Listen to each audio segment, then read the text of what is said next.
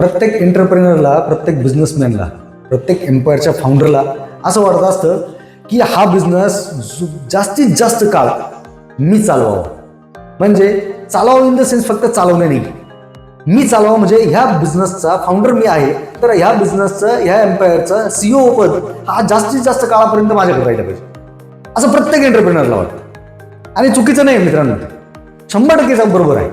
पण प्रत्येक एंटरप्रेनर हा विचार करतो का तिथपर्यंत? म्हणजे समजा फॉर एक्झाम्पल तुम्हाला 60-70 वर्षापर्यंत तुम्ही जर तुमच्या बिझनेसचे CEO होणार असाल, राहणार असाल आणि तुमच्या अंडर बाकीची सगळी टीम काम करणार, असं जर तुम्हाला 60-70-80-90 वर्षापर्यंत जर तुम्हाला तुमचं एम्पायर जर चालवायचंय आणि टिकवायचंय, सुंदररित्या तुम्हाला डिझाईन करायचंय, तर मित्रांनो फक्त विचार करून किंवा त्या बिझनेसच्या संदर्भामधली माहिती गोळा करून त्याच्यावरती अभ्यास करूनच भागणार नाही. तुमची वय मर्यादा सुद्धा वाढली पाहिजे. म्हणजे जर तुम्हाला ते एम्पायरचा CEO 70 वर्षापर्यंत, वयाच्या 70 पर्यंत जर तुम्हाला स्वतःला राहायचंय, तर तुम्हाला आरोग्य महत्वाचं आहे. आरोग्य हा फार महत्वाचं आहे, खूप महत्वाचं आरोग्य. मित्रांनो आरोग्यासाठी सगळे एंटरप्रेनर, त्याच्यातले असं म्हणत नाही मी की सर्वच्या सर्व एंटरप्रेनर आरोग्याची काळजी घेत नाही, पण खरा जर रेशो बघायला जर गेलं मित्रांनो, तर 75% एंटरप्रेनर हे आपल्या आरोग्याची काळजी घेतात. मेंदूची क्षमता खूप आहे, दीर्घकाळ चालणारा मेंदू आहे, परंतु त्या मेंदूला ज्या वेळेस रन करायचंय, ज्या वेळेस पळवायचंय, तर त्यावेळेस तुमचं पूर्ण शरीर सुद्धा पळायला पाहिजे. जर शरीरच पळणार नसेल तर तुम्ही तुमच्या एम्पायरचे 70 पर्यंतच्या, वयाच्या 70 पर्यंतचे CEO बघण्याचं स्वप्न तुम्ही चुकीचं बघताय. नक्कीच मित्रांनो, आरोग्याविषयीच्या अशा 3-4 गोष्टी मी आज या व्हिडिओतून आपल्याला सांगणार. चला तर मित्रांनो, नमस्कार मित्रांनो, मी संतोष फटांगरे.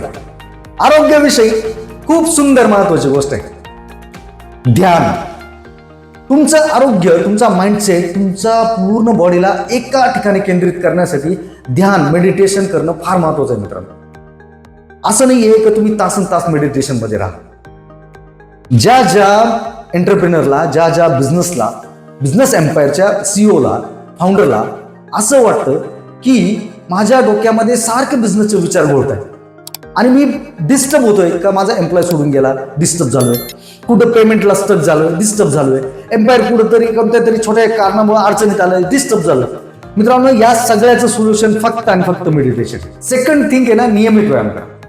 व्यायाम तासभर, 2 तास, 3 तास केला पाहिजे अशी काही गरज नाही.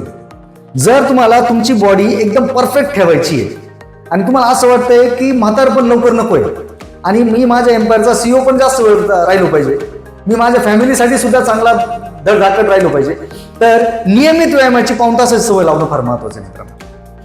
नियमित व्यायाम करणं ही सेकंड गोष्ट आहे.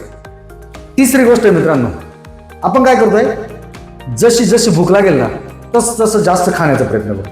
मग आवडीनिवडीचे पदार्थ खूप आहेत आपल्याकडे, आवडीनिवडीचे पदार्थ खातो. मी म्हणत असं नाही की तुम्ही तुमच्या आवडीचे पदार्थ खाऊ नका, नक्कीच, परंतु मित्रांनो ज्या वेळेस आपल्याला 100% भूक लागलेली असते त्यावेळेस आपण 50 to 70% जर जेवण केलं, जर अन्नग्रहण केलं आणि 30 ते 40% तुमचं पोट रिकामं जर ठेवलं, म्हणजे काय होईल, आपल्याला थोडंसं शरीर हलकं वाटेल. शरीर हलकं ज्यावेळेस वाटतं तर त्यावेळेस माइंड फ्रेश होतो, मन फ्रेश असतं, मेंदू फ्रेश होतो. आणि मेंदू फ्रेश असेल तर तुम्हाला माहिती आहे, ब्रेन जर कम्प्लिटली फ्रेश असेल तर ब्रेन चांगल्या पद्धतीने चालायला सुरुवात करतो. ही झाली मित्रांनो तिसरी गोष्ट, का थोडंसं खायचंय, एकदम थोडं खायचंय. भले ते तुम्ही 2 ऐवजी 3 वेळा खा, परंतु थोडं खा. चौथी गोष्ट आहे मित्रांनो, ज्या वेळेस आपण खातोय तर त्यावेळेस ना थोडंसं हलकं फुलकं खाण्याचा प्रयत्न आहे. म्हणजे आपण जुन्या म्हणी ऐकलेल्या आहेत, सकाळचं जेवण असावं राजासारखं, दुपारचं जेवण असावं प्रधानासारखं आणि संध्याकाळचं जेवण असावं गरिबासारखं. नक्कीच मित्रांनो, जुन्या लोकांनी ज्या संकल्पना सांगितल्या त्यावेळेची त्यांची बॉडी स्ट्रक्चर अशा पद्धतीने घडलेली होती की त्यांनी सकाळचं जेवण 100% चांगलं केलेलं आहे, दुपारचं जेवण त्याच्यापेक्षा कमी केलंय आणि संध्याकाळच्या जेवणामध्ये एकदम हलकं फुलकं ठेवलेलं. याने काय होतं की ज्या वेळेस आपण निद्रा अवस्थेमध्ये जातो, निद्रा अवस्थेमध्ये गेल्यानंतर ते पचायला एकदम सोपं होतं. दुसरी गोष्ट की ज्या वेळेस तुम्ही सकाळी उठून मेडिटेशन हा प्रकार करायला सुरुवात करतात त्यावेळेस तुमचं अंतर्मन आणि तुमचं बाह्यमन या दोन्ही गोष्टी ताजेतवाने असतात. तुमचा मेंदू शार्प झालेला असतो. तुमचा मेंदू 60,000 विचारांना येऊन देण्याची परमिशन मात्र देत नाही. आणि जरी आले तरी ते बायपास करतात आणि आपल्या ध्येयासाठी, आपल्या गोलसाठी ते मेडिटेशन एकदम लागू पडतं.